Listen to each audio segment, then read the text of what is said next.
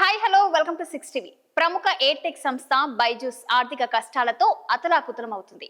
సదరు కంపెనీ తమ ఉద్యోగుల జనవరి నెల వేతనాలు చెల్లించింది.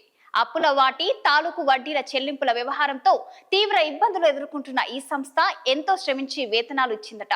ఈ విషయాన్ని స్వయంగా కంపెనీ సీఈఓ రవీంద్రన్ వెల్లడించారు.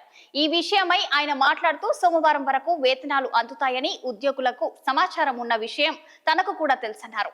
ఉద్యోగుల్లో చాలా మంది తన పరిస్థితి అర్థం చేసుకున్నారని, జీతం కోసం మరికొంత కాలమైన వేచి ఉంటామని లేఖలు కూడా రాశారని వెల్లడించారు.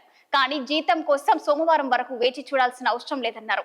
వేతనాలు చెల్లించడానికి గత కొన్ని నెలలుగా తాను ఎన్నో ఇబ్బందులు ఎదుర్కొంటున్నానని, చట్టబద్ధంగా అర్హత కలిగిన వేతనాన్ని ఉద్యోగులు పొందేలా చూసుకోవడానికి ఈసారి మరింత పోరాడాల్సి వచ్చిందని వెల్లడించారు.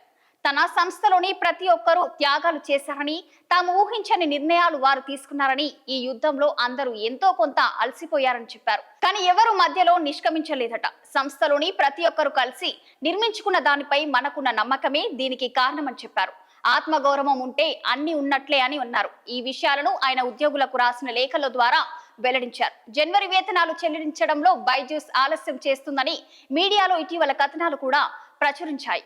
ఉద్యోగుల జీతాల కోసం కంపెనీ నెలకు దాదాపు 70 కోట్ల రూపాయల వరకు ఖర్చు చేస్తుందట. మరోవైపు సీఈఓ రవీంద్రన్ ను తొలగించేందుకు ఇన్వెస్టర్లంతా ఏకమయ్యారంటూ కూడా కొన్ని వార్తలు, సంస్థలు కథనాలు వడ్డీ వచ్చాయి. ఇలాంటి కథనాలపై సంస్థ స్పందిస్తూ బైజూ ఇన్వెస్టర్లకు అలాంటి హక్కు లేదని వెల్లడించారు. మరిన్ని లేటెస్ట్ అప్డేట్స్ కోసం చూస్తున్నారండి 6 టీవీ.